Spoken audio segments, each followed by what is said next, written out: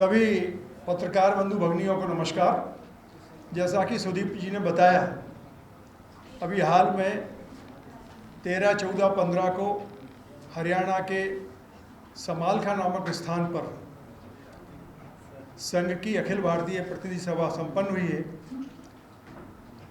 सबको ज्ञात है, संघ की दो प्रमुख बैठकें साल भर में होती हैं। एक कार्यकारी मंडल की होती है अक्टूबर माह में, और मार्च में होती है अखिल भारतीय प्रतिनिधि सभा, जिसमें साल भर के संघ के योजनाओं का क्रियान्वयन कैसे हुआ, कितनी सफलता मिली, भविष्य की योजनाएं क्या है, इस पर चर्चा की जाती है। और प्रत्येक प्रांत से, प्रत्येक विभाग से उसके वृत्त पूछे जाते हैं। चूँकि ये शताब्दी वर्ष चल रहा है, सभी को ज्ञात है कि शताब्दी वर्ष में संघ ने 6-7 प्रमुख कार्यक्रम तय किए थे। शताब्दी वर्ष के संबंध में संघ की धारणा रही है कि ये सेलिब्रेशन का मौका नहीं है, उत्सव और जश्न का नहीं है, प्रसन्नता का विषय नहीं है कि हमारा संगठन 100 वर्ष पूरे कर रहा है। क्योंकि संघ के संस्थापक परम पूजनीय डॉक्टर जी का मत था कि यथासंभव शीघ्रता के साथ समाज का संगठन होना चाहिए। मेरे जीवन में मेरी आंखों से ही मैं देखूं तो बहुत अच्छा है, पर विलंब हुआ, उसके अनेक कारण रहे।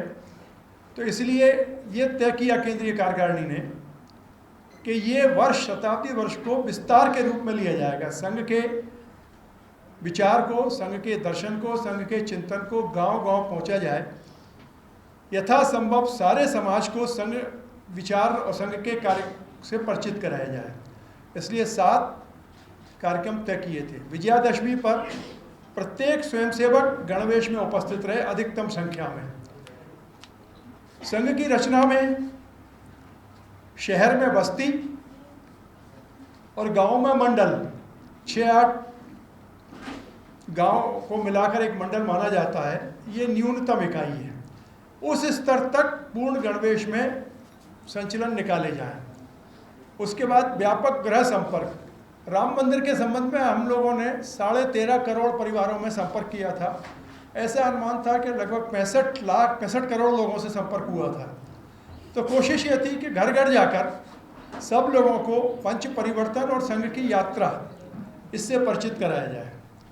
तीसरा, प्रमुख जन गोष्ठी। समाज के प्रमुख लोग जिनका प्रभाव समाज पे है, समाज जिनकी ओर आशा से, नेतृत्व की अपेक्षा से देखता है, ऐसे सभी व्यक्तियों को बुलाकर अपनी योजनाओं से, अपने कार्यों से, अपने संदेश से परिचित कराया जाए।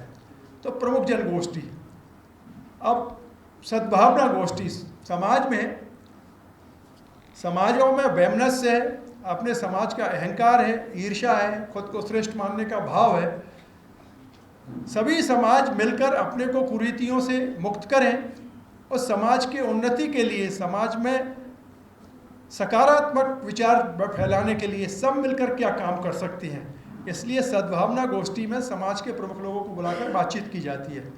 ये गोष्ठियाँ कुछ जगह पर हो चुकी हैं, पर मध्य भारत प्रांत में 1 अप्रैल से प्रारंभ होंगी। इसके बाद युवा संवाद, यूथ फॉर नेशन। युवाओं को भी ये समझाने के लिए, ये संदेश देने के लिए, ये प्रबोधन करने के लिए कि आपका जीवन केवल आपके लिए नहीं है, राष्ट्र का, समाज का भी आपको विचार करना चाहिए। ऐसा भाव जागृत करने के लिए युवा संवाद करके एक कार्यक्रम होगा। और अंत में सितंबर माह में अधिकतम स्थान पर अधिकतम शाखाएं। तो संघ के कार्यकर्ता घरों पे जाएंगे, गाँव में जाएंगे और वहाँ रुककर शाखाएं लगाएंगे। शाखा लगाने का अर्थ ये है कि केवल संघ स्थान पर जाके दक्षारमा करना नहीं, प्रार्थना नहीं करना, समाज के लोगों से बातचीत करके उनके जीवन में परिवर्तन लाने का प्रयास करना, उनको देश के, मातृभूमि के, संस्कृति के बारे में जागृत करने का प्रयास करना, यह कार्यक्रम था। तो इसकी सबकी समीक्षा की गई। अभी चूँकि शताब्दी वर्ष के कार्यक्रम शेष हैं, तो उसका एक वृत्त में आपके सामने रखता हूँ। साथ में संघ का कार्य इस अवधि में कितना बढ़ा और क्या अपेक्षा थी पिछले तक, इसकी भी एक समीक्षा की जाती है। तो पहले मैं मध्य भारत प्रांत में, जैसे आपको मालूम है, 16 राजस्व जिले आते हैं, बैतूल से लेकर भिंड तक। इन 16 जिलों को हमने अपने कार्य की दृष्टि से 31 जिलों में बांटा हुआ है। वो प्रशासनिक नहीं है, वो केवल संघ के कार्य के विस्तार की दृष्टि से है। वर्तमान में मध्य भारत प्रांत में संघ की रचना से 2481 स्थान पर 3842 शाखाएं लग रही हैं, जिनमें महानगर में 37 स्थान पर 544 और ग्रामीण जिलों में 2444 स्थानों पर 3298 शाखाएं लग रही हैं। शाखाएं जहाँ नियमित लगती हैं, रोज ध्वज प्रणाम होता है, रोज प्रार्थना होती है, उसको शाखा कहती हैं। पर साप्ताहिक रूप से जहाँ मिलना होता है, 1 घंटे के लिए लोग मिले, कार्यक्रम किए, ध्वज लगाया, प्रार्थना की और चले गए, उसको मिलन कहते हैं। तो ऐसे 689 स्थानों पर 736 साप्ताहिक मिलन चल रहे हैं। इसके अतिरिक्त शाखाओं के द्वारा समाज परिवर्तन के लिए सेवा कार्य किए जाते हैं। तो मध्य भारत प्रांत में 271 सेवा उपक्रम किए जा रहे हैं। जैसे मैंने पूर्व में उल्लेख किया कि हम बस्ती को बांटते हैं, सेवा बस्तियां रहती हैं, जहाँ स्वयंसेवक समाज के पिछड़े हुए लोग जो पिछड़ गए हैं उनके कल्याण के लिए, उनके स्वास्थ्य की, उनकी शिक्षा, उनका संस्कार की चिंता करने के लिए काम करते हैं। तो ऐसी सेवा बस्तियों में 1013 सेवा बस्तियों में से 367 में शाखाएं लग रही हैं। फिर संघ का प्रशिक्षण का कार्यक्रम होता है। उन प्रशिक्षण के कार्यक्रम में व्यक्ति का वैचारिक और शारीरिक दोनों दृष्टि से प्रबोधन किया जाता है, ताकि वो समाज कार्य के लिए समर्पित भाव से काम करे, निष्ठा के साथ। पिछले समय संघ में प्रशिक्षण की पद्धति में परिवर्तन हुआ था। पहले प्राथमिक 7 दिन का होता था, उसके बाद संघ शिक्षा वर्ग जाते थे। अब उसके पहले 3 दिन का प्रारंभिक वर्ग करना पड़ता है। तो ऐसे 179 प्रारंभिक वर्ग हो चुके हैं, जिनमें 8021 स्वयंसेवक शामिल हुए। 7 दिवस के प्राथमिक वर्ष में 61 प्राथमिक वर्गों में 3485 स्वयंसेवक शामिल हुए। संघ शिक्षा वर्ग अभी लगने हैं मई जून में। इसके अतिरिक्त केंद्र की जो रचना है, अखिल भारतीय भी व्रत प्रस्तुत किया जाता है।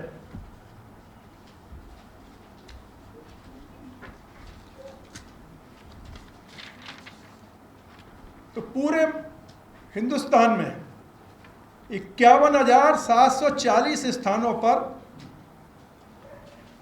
में से 55,683 स्थानों पर शाखाएं लग रही हैं। कुल शाखाएं हैं 83,129, 26, ये 25 की संख्या है, 26 में हो गए 88,949। इस प्रकार लगभग 5,000-6,000 शाखाओं की वृद्धि हुई है। स्थान भी बढ़े, 51,000 से बढ़ के 55,000 हुए। 2025 में हमारे मिलन थे 32,147, जो बढ़ के हो गए 32,606। गाँव में महीने में एक बार मिलकर, उसमें प्रार्थना भी नहीं होती, ध्वज भी नहीं मिलता, पर समाज कार्य के लिए कुछ भजन होते हैं, कुछ कीर्तन होते हैं, कुछ खेल होती हैं, कुछ चर्चाएं होती हैं, उनको हम मंडली कहते हैं। ऐसी मंडली 2025 में 1291 थी, अब बढ़ के हो रही है 13,211। कुल सेवा बस्ती पूरे हिंदुस्तान में है 37,309। अब सेवा बस्ती भी बढ़ी है जनसंख्या के हिसाब से, क्षेत्र के विस्तार के हिसाब से। 2025 में 9,754 स्थान शाखायुक्त थे, अब बढ़कर हो गए 9,576। शिक्षा वर्गों का मैंने उल्लेख किया था। 2025 में 49,249 स्वयंसेवकों ने प्रशिक्षण प्राप्त किया था। 2026 में 40,392 स्वयंसेवकों ने प्राप्त किया था। ये अखिल भारतीय स्थिति है।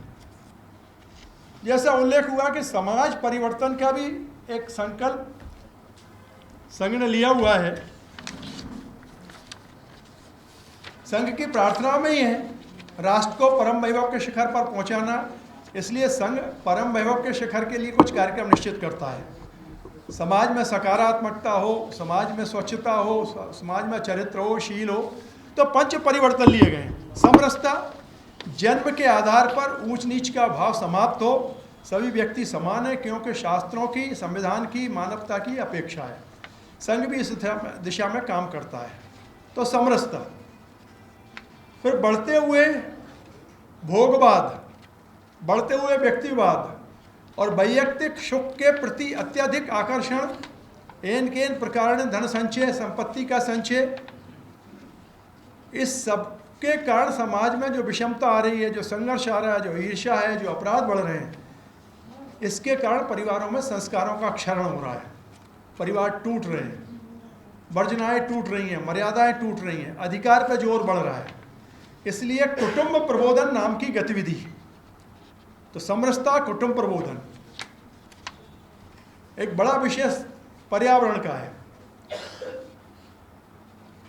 पूरे देश में जल संकट सामने आने वाला है। एक अध्ययन के हिसाब से हमारी आबादी दुनिया की 17% है। दुनिया का जितना जल है 97.5% समुद्र में खारा पानी है। 2.5% केवल ड्रिंकिंग वाटर है, जिसका 4% हिंदुस्तान में है। तो मीठा पानी 4% है, आबादी 17% है। ऐसे में जल स्रोतों का संरक्षण हो, जल के उपयोग में बचत हो, जल का अपव्यय नहीं हो, बारिश की चिंता हो तो वृक्षारोपण हो, इसके लिए पर्यावरण की चिंता करना। फिर इस देश में हमारी संस्कृति ने कर्तव्य पर जोर दिया है, अधिकार बाद में आते हैं। कर्तव्य पालन से अधिकार उत्पन्न होता है। ये भारतीय संस्कृति, भारतीय चिंतन का भाग है। पर दुर्भाग्य से बढ़ते हुए भोगवाद के कारण कर्तव्य उपेक्षित हो गए, अधिकार प्रधान हो गए। इतना ही नहीं, शासन द्वारा बनाए गए, समाज द्वारा बनाए गए नियम भी समाप्त हो चुके हैं। इसीलिए मैंने बताया कि परिवार टूट रहे हैं, मातृशक्ति के प्रति अपराध बढ़ रहे हैं, बच्चों के प्रति अपराध बढ़ रहे हैं, और शासन द्वारा बनाए गए नियमों की भी उपेक्षा हो रही है। तो नागरिक कर्तव्य के प्रति जोर दिया जाए, लोगों को नागरिक कर्तव्य पालन के लिए प्रेरित किया जाए। और 5वां, स्वबोध का स्मरण। हम कौन थे, क्या हो गए और क्या होंगे, अभी आए विचारें, आज मिलकर ये समस्याएं सभी अपने गौरवशाली स्वर्णिम अतीत को याद करें, जितना हमारा श्रेष्ठ था उस पर गर्व करें, भारत के प्राचीन को जानें, और जो वर्तमान है, ऐसा नहीं है कि पश्चिम ने कुछ नहीं किया, ऐसा नहीं किया, वर्तमान विज्ञान ने कुछ नहीं किया, पर उसको देशानुकूल, परिस्थिति अनुकूल, हमारे समाज के अनुकूल बनाकर उसको ग्रहण करें। तो पुराना श्रेष्ठ, नया श्रेष्ठ, इसको मिलाकर भारत का निर्माण करें, ऐसा पंच परिवर्तन का संकल्प लिया है। इसी को लेकर तमाम वर्ष भर योजनाएं होने वाली हैं। जो गृह संपर्क हुआ वो भी, और ये केवल शताब्दी वर्ष के लिए नहीं है, जिस संघ का स्थायी कार्य है, इसके बाद भी चलने वाला है, इसके पहले भी चलने वाला है। तो इस संदर्भ में कुछ प्रांतों ने बहुत अद्भुत काम किए हैं, उसका मैं आपको उल्लेख करके बताता हूँ। ग्वालियर में समाज की सज्जन शक्ति को साथ लेकर नशा मुक्ति और सिंगल यूज प्लास्टिक से मुक्ति के विशेष प्रयत्न किए जा रहे हैं।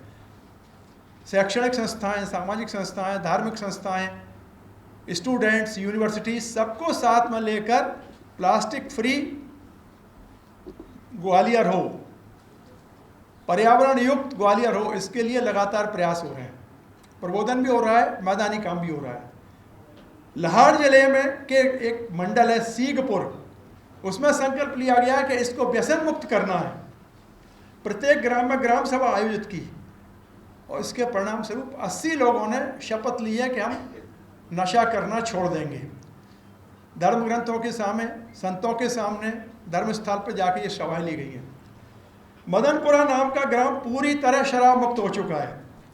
शिवपुरी नगर की केशव शाखा के स्वयंसेवकों ने भी प्लास्टिक सिंगल यूज्ड डिस्पोजल, सारे प्लास्टिक से मुक्त नहीं हो सकते, पर सिंगल यूज प्लास्टिक जो नालियों में रहता है, जो जल प्रवाह को अवरुद्ध करता है, जिसको पशु खा जाते हैं, जो नॉन पेरिशेबल है, 1000 साल तक भी नष्ट नहीं होता, तो सिंगल यूज प्लास्टिक के प्रयोग से लोगों को निषेधित किया जाए, इसके लिए उन्होंने संकल्प लिया। इसके लिए बर्तन बैंक स्थापित किए कि प्लास्टिक के गिलास मत लीजिए, प्लास्टिक की प्लेट मत लीजिए, हम आपको बर्तन उपलब्ध कराएंगे। सीहोर जिले की जावर खंड ने गौवंश की रक्षा के लिए गौवंश विश्राम गृह बनाया।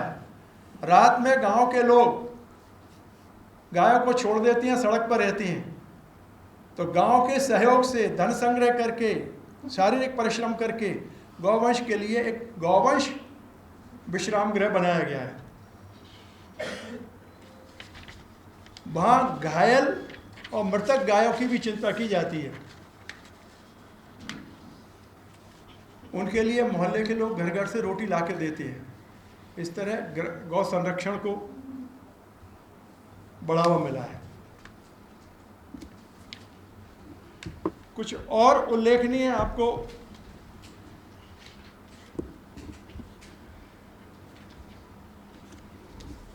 मेड़ता जोधपुर गांव में डंपिंग यार्ड बने दैरानी तालाब को स्वच्छ बनाने का प्रयास हुआ। तालाब के चारों ओर 25 प्रकार के 4000 औषधि और फलदार वृक्ष लगाए गए, 5 सघन वन बनाए गए। स्थानीय लोगों से संपर्क करके 50 महिलाओं और 152 बंधुओं की टीम बनाकर साप्ताहिक श्रमदान, साप्ताहिक हरित मिलन प्रारंभ हुआ। अब ये तालाब इलाके का सबसे स्वच्छ तालाब है और पॉलीथीन मुक्त हो चुका है। हरियाणा के मानेसर जिले के खंड भोड़ा कला के बासलाम्बी गांव में एक शाखा, पूरे प्रांत का, पूरे जिले का प्रयास नहीं है, एक शाखा का प्रयास है ये। वहाँ उन्होंने कहा कि हमारे गांव को स्वच्छ करना, पर्यावरण से युक्त करना है। तो पंचायत ने दुकानदारों के साथ गांव में प्लास्टिक प्रतिबंध लागू किया। 5000 कपड़े के थैले घर घर जाकर वितरित किए। इसी प्रकार हांसी जिले के नारनौद नगर में हलवाइयों, टेंट वालों, व्यापारियों, पार्षदों, सामाजिक संगठनों की बैठक हुई और उसमें सिंगल यूज प्लास्टिक को रोकने की सहमति बनी। ब्रज के करहल खंड के किरवई गांव की श्री राम शाखा, इन्होंने कहा कि यमुना एक्सप्रेस वे बना, उसके दोनों तरफ के अनेकों पेड़ काट दिए गए, इसके कारण पर्यावरण को भारी हानि हुई है। तो शाखा के स्वयंसेवकों ने संकल्प लिया कि वृहद स्तर पर वृक्षारोपण हो। गांव के साथ मिलकर नीम की निवौरी एकत्रित की, एक्सप्रेस वे के दोनों ओर देशी खाद मिलाकर बीजारोपण किया। लगभग 20,000 नीम के पेड़ उससे लगाए जा चुके हैं। कानपुर जिले के राजनगर की नटराज शाखा, इन्होंने दाह संस्कार सेवा के अंतर्गत 3 फ्रीजर, शवपेटिका, पेयजल हेतु वाटर कूलर, शवदाह हेतु लकड़ी एवं कंडों से बना हुआ भंडारण, गरीब एवं निर्धन परिवार को निःशुल्क लकड़ी कंडे उपलब्ध कराना और शाखा के शमशान स्थल पर जाकर नित्य स्वच्छता की व्यवस्था करते हैं। तो इस प्रकार समाज परिवर्तन के काम में स्वयंसेवक लगातार लगे हुए हैं। इसी प्रकार मैंने कहा कि सामाजिक सद्भाव की गोष्ठियां हमारा स्थायी काम है। मध्य भारत प्रांत में 1 अप्रैल से शुरू होगा, पर कुछ प्रांत कर चुके हैं। 3 और संकल्प लिए थे पिछली प्रतिनिधिमंडल में। गुरु तेग बहादुर जी का 350 वर्ष का शहीदी दिवस, वंदे मातरम का 150 वर्ष, उसके भी कार्यक्रम किए गए। दक्षिण बंग में पोर्ट ब्लेयर में 13 दिसंबर को जो हिंदू सम्मेलन संबोधित हुआ, इसी स्थान पर 1943 में सुभाष चंद्र बोस ने पहली बार राष्ट्र को संबोधित किया था। 13,000 लोग उपस्थित थे। 9 दुर्गम द्वीपों से यात्रा करके उन्होंने भागीदारी की थी। परम पूजनीय सरसंघ चालक जी वहां मौजूद थे।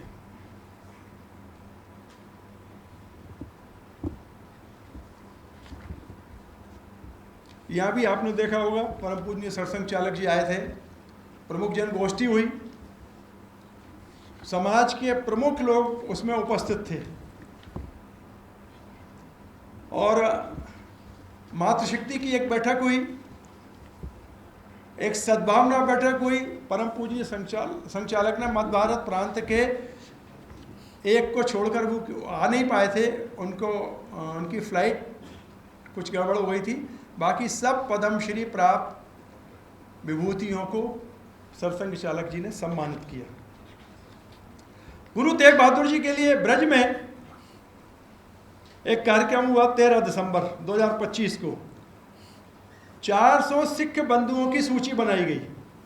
10 गुरुद्वारे के ग्रंथी उसमें उपस्थित थे।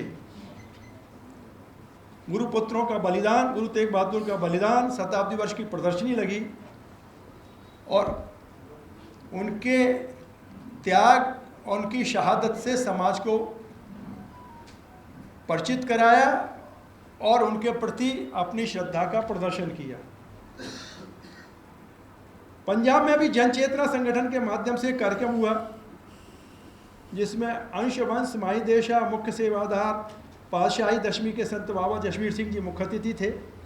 मुख्य अतिथि हिमाचल प्रदेश केंद्रीय विश्वविद्यालय के चांसलर डॉक्टर हरमिंदर सिंह बोधी थे।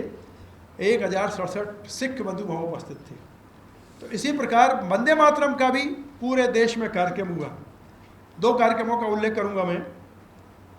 सुल्तानपुर में सामूहिक वंदे मातरम हुआ। मुख्य अतिथि के रूप में IPS ब्रजेश मिश्रा जी, विशिष्ट अतिथि डॉक्टर राजीव उपाध्याय। कार्यक्रम की अध्यक्षता वरिष्ठ पत्रकार श्री राजेश खन्ना जी ने की, जिसमें 17 स्कूलों के 5673 विद्यार्थी थे। ऐसे ही 2 कार्यक्रम प्रयाग में हुए, उनमें 6050 विद्यार्थी थे। अब संघ ने, चूंकि अब नया वर्ष फरवरी से शुरू हुआ है, संत शिरोमणि रविदास जी का जन्म जयंती वर्ष के रूप में मनाने का तय किया है। इस वर्ष भी उनकी श्रद्धा, उनके कार्य, उनका समाज के संगठन के लिए योगदान, उनकी आध्यात्मिकता, उनकी सरलता, उनका वैचारिक अधिष्ठान, इन सबको समाज के पास पहुंचाने के लिए हम लोग काम करेंगे।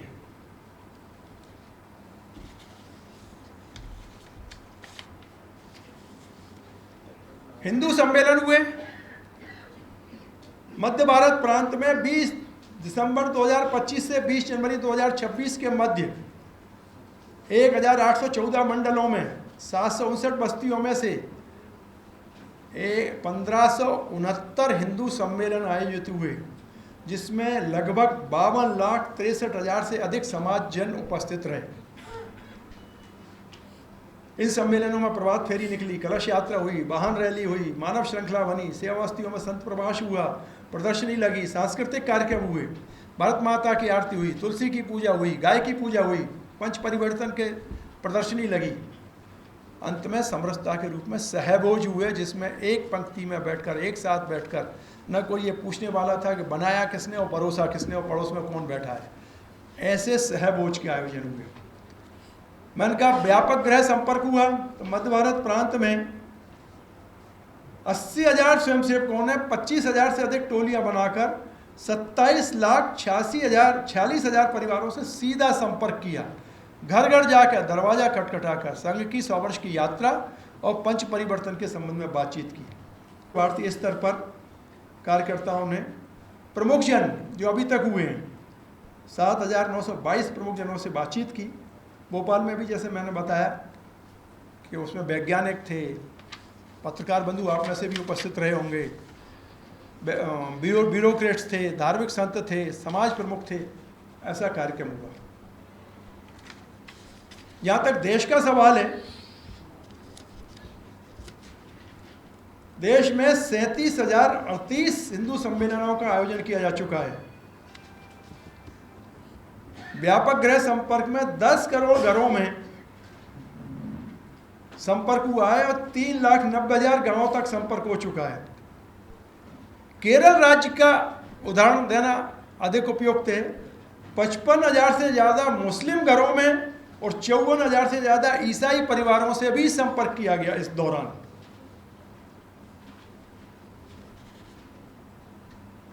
गुरु तेग बहादुर के बलिदान के संबंध में देश भर में 2000 से अधिक कार्यक्रम हुए, जिसमें 7 लाख से अधिक लोग इकट्ठे हुए। इसी प्रकार वंदे मातरम के कार्यक्रमों में पूरे देश में उत्साह का वातावरण बना। उनकी पृष्ठभूमि, उसकी उपयोगिता, स्वतंत्रता संग्राम में उसका महत्व, इस सबसे परिचित कराया गया। आगे आप लोग, जैसा सुदीप जी ने बताया, प्रतिनिधि सभा से संबंधित प्रश्न पूछने के लिए आमंत्रित हैं। ठीक कह रहे हैं आप, बिल्कुल। मतलब चूंकि शताब्दी वर्ष में संघ को गांव-गांव पहुंचाना है, प्रत्येक व्यक्ति तक पहुंचाना है, सघन प्रवास करने हैं, नीचे तक आदमी प्रवास करें, इसके लिए संघ की भौगोलिक रचना में परिवर्तन हुए हैं। अभी तक जो रचना थी, जैसे मैंने बताया कि 16 जिलों को हमने 31 जिलों में बांटा, 4 संभागों को हमने 8 विभागों में बांटा, और मध्य प्रदेश को 3 प्रांतों में बांटा हुआ था, मालवा, महाकौशल और मध्य भारत। इसी प्रकार पूरे देश को 44-45 प्रांत मिला के पूरे देश में 85 संभाग होंगे। मध्य प्रदेश में 9 संभाग होंगे, मध्य भारत 7, 2 मध्य प्रदेश, मध्य भारत में 2, भोपाल और ग्वालियर, मालवा में 2, उज्जैन और इंदौर, महाकौशल में 3, सागर, जबलपुर और रीवा, और चूंकि क्षेत्र बनेगा तो छत्तीसगढ़ के 2, बिलासपुर और रायपुर। तो मध्य क्षेत्र में 9 संभाग रहेंगे, मध्य प्रदेश में 7 संभाग रहेंगे। प्रांत की कार्यकारिणी की तरह ही राज्य को नीचे पहुंचाने के लिए नीचे कार्यकर्ता जाए, सघन प्रवास हो, तो क्षेत्र रचना में परिवर्तन हुआ है। अब 9 क्षेत्र हुए हैं 11 के। अब प्रांत व्यवस्था समाप्त हो गई है, ये चलेगी चूंकि इसका टेन्योर, इसकी कार्यावधि 3 साल की होती है। 24 में निर्वाचन हुआ था, प्रांत संघ चालक का, प्रांत कार्यकारिणी की नियुक्ति हुई थी, तो ये 27 मार्च तक ये कार्यकारिणी काम करेगी। पर आगे से 27 के बाद प्रांत व्यवस्था समाप्त होगी। प्रांत संघ चालक, प्रांत कार्यवाह, प्रांत प्रचारक जैसे दायित्व नहीं बचेंगे। इसके स्थान पर संभाग कार्यकारिणी होगी। तो मध्य भारत प्रांत में 2 संभाग रहेंगे, ग्वालियर, उसके साथ चंबल को मर्ज किया है, भोपाल के साथ नर्मदापुरम को मर्ज किया है, और संभाग स्तर पर कार्यकारिणी पूर्णता रहेगी जैसा प्रांत में रहती है। एक प्रकार से अपन मान सकते हैं कि प्रांत के 2 हिस्से करती है, उनको संभाग कार्यकारिणी का नाम दिया है। उसके नीचे विभाग यथावत रहेंगे, जिला यथावत रहेंगे, खंड यथावत रहेंगे, खंड यानी तहसील।